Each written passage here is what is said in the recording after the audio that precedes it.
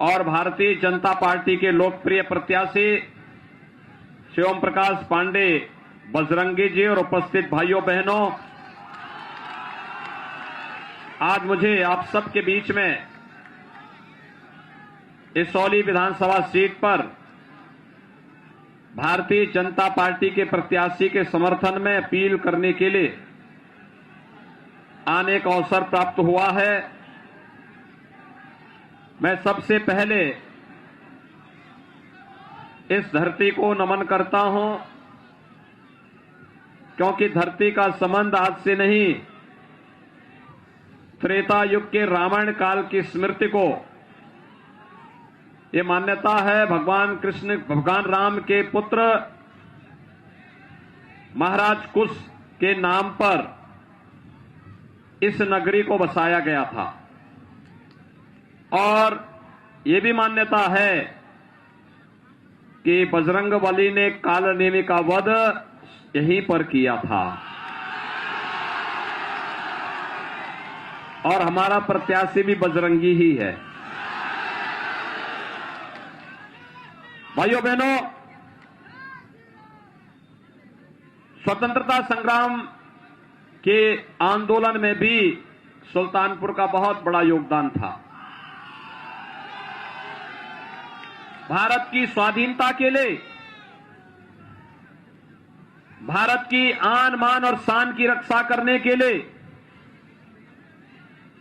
हमारे देश के जिन महान क्रांतिकारियों ने अपने आप को बलिदान किया था, उसमें सुल्तानपुर कभी पीछे नहीं रहा। मैं इस धरती को, जिसका अपना पौराणिक, ऐतिहासिक महत्व हो, और वह धरती आज जब विकास की एक नई बुलंदियों की ओर छूते हुए दिखाई दे रही है, इस अवसर पर मैं आप सबका हृदय से अभिनंदन करता हूं। भाइयों बहनों, जब हम सुल्तानपुर की बात करते हैं और इसौली की बात करते हैं, याद करिए पिछली बार समाजवादी पार्टी के विधायक ने कुछ वक्तव्य दिए थे, याद है ना? और मुझे लगता है उस वक्तव्य को याद करते हुए, स्मरण करते हुए,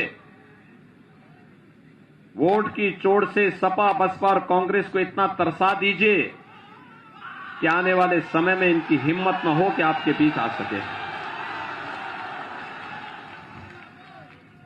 भाइयों बहनों, 2017 के पहले और 2017 के बाद प्रदेश में क्या परिवर्तन हुआ है, ये फर्क साफ है। 2017 के पहले योजनाओं का आधार जाति और मजहब हुआ करता था। मैं आपसे पूछना चाहता हूं, क्या 2017 के पहले आपको बिजली मिलती थी? आज तो बिजली मिलती होगी ना, क्योंकि 2017 के पहले बिजली की भी जाति होती थी, उसका भी मजहब होता था।